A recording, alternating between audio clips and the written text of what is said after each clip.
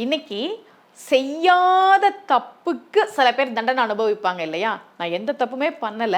ஆனா எனக்கு ஒரு பழி வந்துருச்சு, எனக்கு ஒரு கெட்ட பேர் வந்துருச்சு அப்படின்னு சொல்லுவாங்க. அது மாதிரி எதனால அப்படி வருது? அப்படி வந்துருச்சுன்னா என்ன பண்ணலாம்? அப்படின்றத பத்தி தான் இந்த பதிவுல நான் உங்களுக்கு சொல்லப் போறேன்.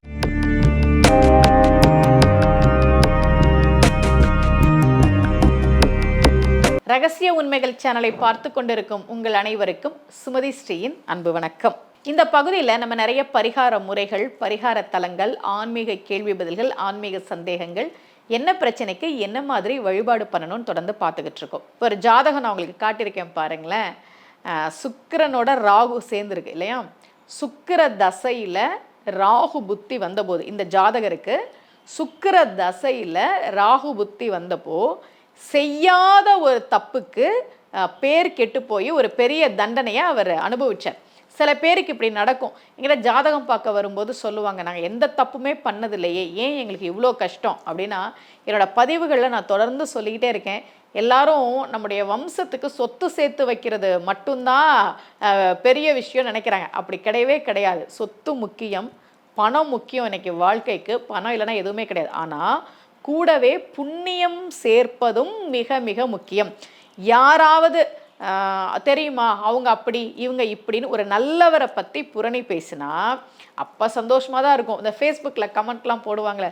இப்போல்லாம் எனக்கு என்ன வருத்தம்னா, இந்த 25 வயசு 24 வயசில் இருக்கக்கூடிய அடுத்த தலைமுறை ஆண் பெண்கள் கூட ரொம்ப சகஜமாக எல்லாரையும் ஒருமையில் பேசி எல்லாரையும் திட்டி கமெண்ட் பண்ணும்போதெல்லாம் அப்போ மரியாதை அப்படின்றதே குறைஞ்சிருச்சோ நம்ம சமூகத்தில், அடுத்தவங்களை மதிக்கிற அந்த குணம் அப்படின்றதே போயிடுச்சோ அப்படின்னு எனக்கு தோணும். இப்போ நல்லா இருக்கிற ஒருத்தரை பற்றி, நல்லவங்களை பற்றி இப்படி புரணி பேசும்போது அது என்ன ஆகும்னா அடுத்தடுத்த தலைமுறைக்கு பாவமாக நிச்சயமாக வந்து சேரும். அதை தான் நம்ம கர்மா அப்படின்னு சொல்கிறோம். நாங்கள் எந்த தப்புமே பண்ணலையே, நாங்கள் ஏன் இவ்வளோ கஷ்டப்படுறோம், ஏன் எங்களுக்கு வரனே அமையலை.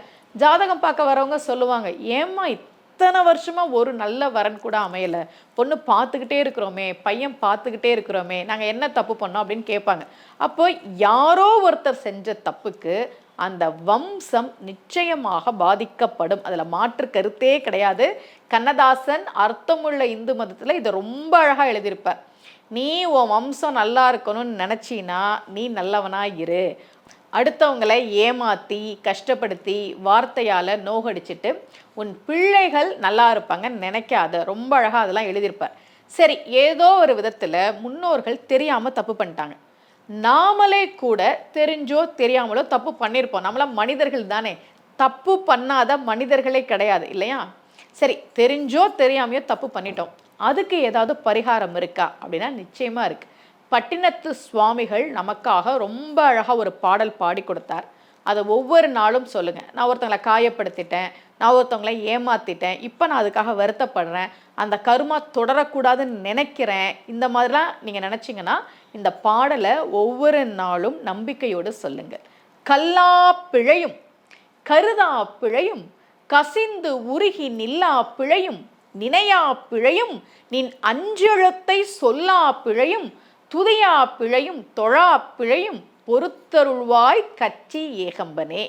நான் எவ்வளோ பிழைகள் பண்ணியிருக்கேன், அதையெல்லாம் நீ பொறுத்து கொள்ள வேண்டும் என்று பட்டினத்து சுவாமிகள் பாடி கொடுத்தார். கல்லா பிழையும் கருதா பிழையும் கசிந்து உருகி நில்லா பிழையும் நிலையா பிழையும் நின் அஞ்செழுத்தை சொல்லா பிழையும் துதியா பிழையும் தொழா பிழையும் பொறுத்தருள்வாய் கட்சி ஏகம்பனே. இந்த பாட்டை நீங்கள் ஒவ்வொரு நாளும் சொல்லுங்கள், பூஜை பண்ணும்போது சொல்லுங்கள், நேரம் இருக்கும்போது சொல்லுங்கள்.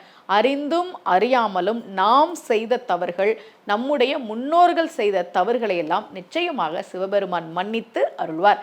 இதே போல மீண்டும் ஒரு பரிகார முறையோடு உங்கள் அனைவரையும் சந்திக்கிறேன். அனைவருக்கும் அன்புடன் சுமதி ஸ்ரீ.